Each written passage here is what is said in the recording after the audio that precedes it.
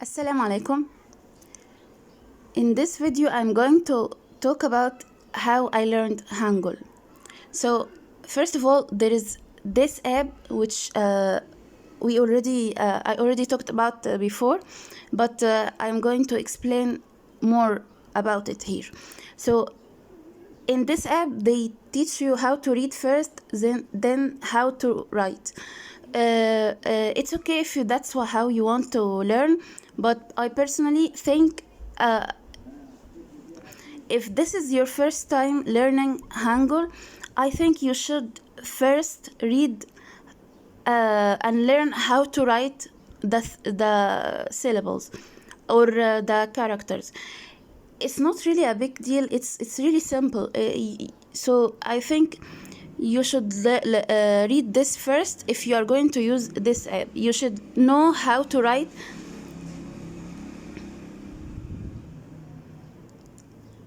I think you should learn how to write first before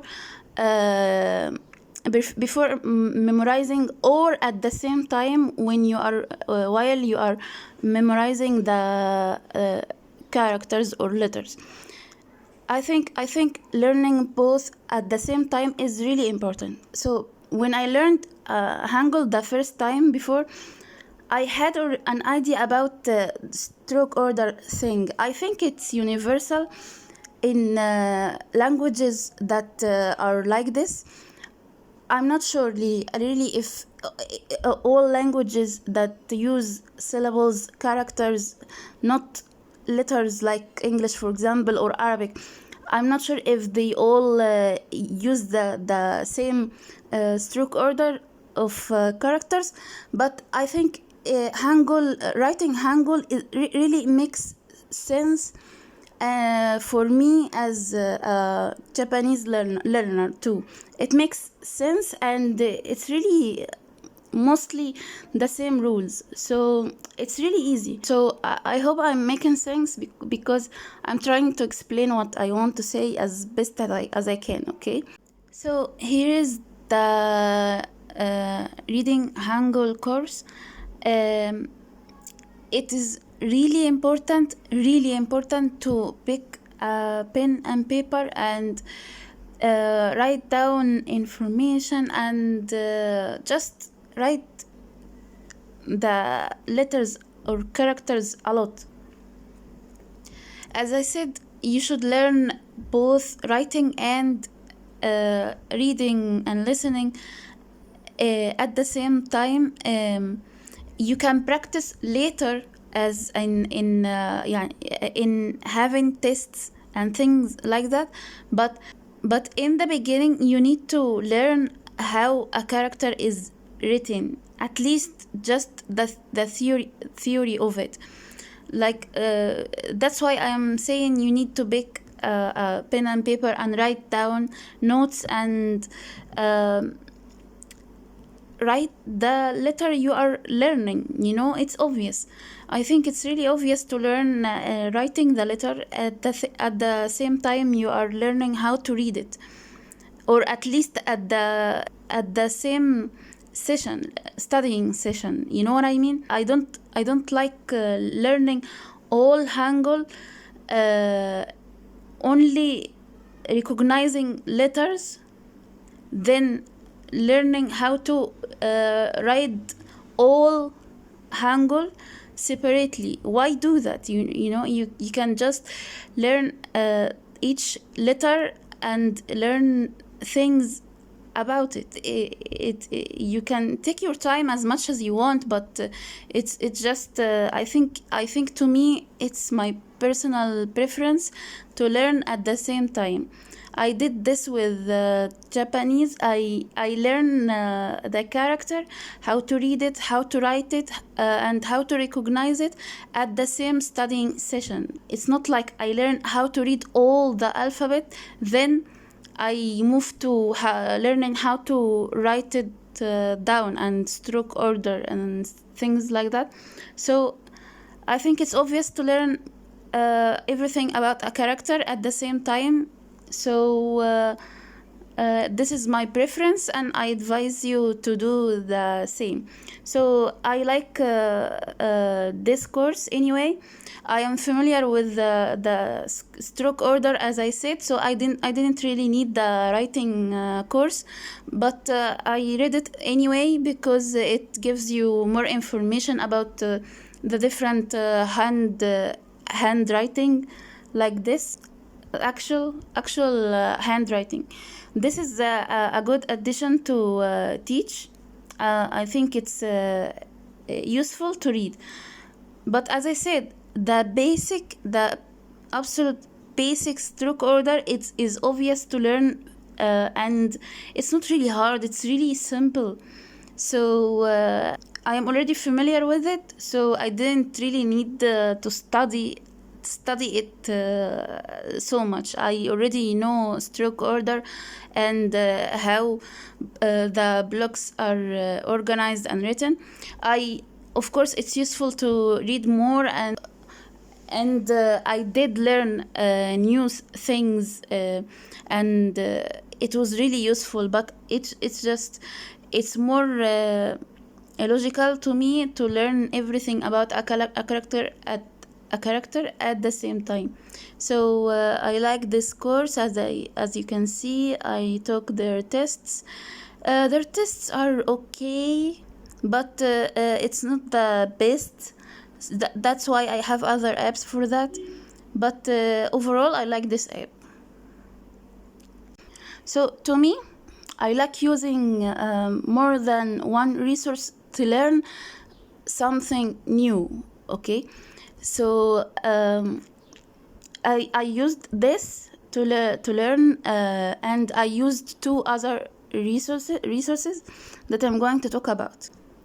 So the second resource I used for learning Hangul, it is this playlist. It's great for grammar too, but I also used these two videos for learning Hangul. The thing is, I also consider this as a main resource too, because it's really helpful and it's really good.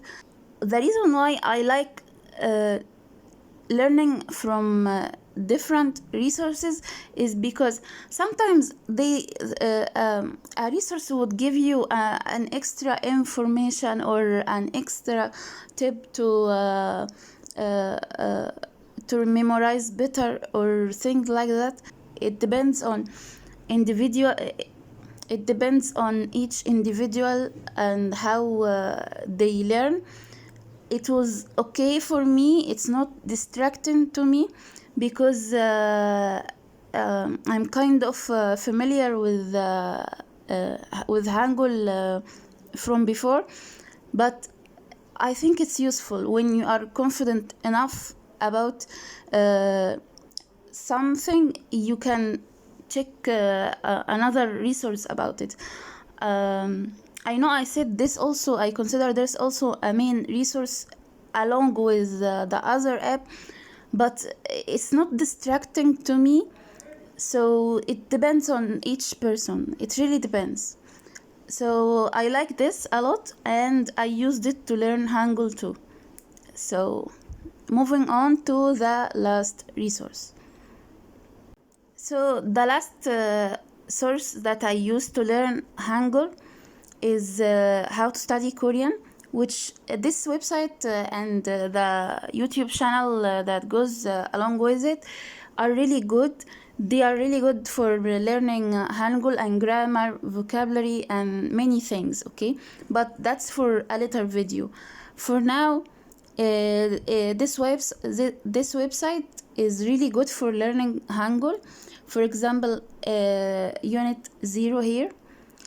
The reason why this is really good is for many reasons. They have lessons, as you can see.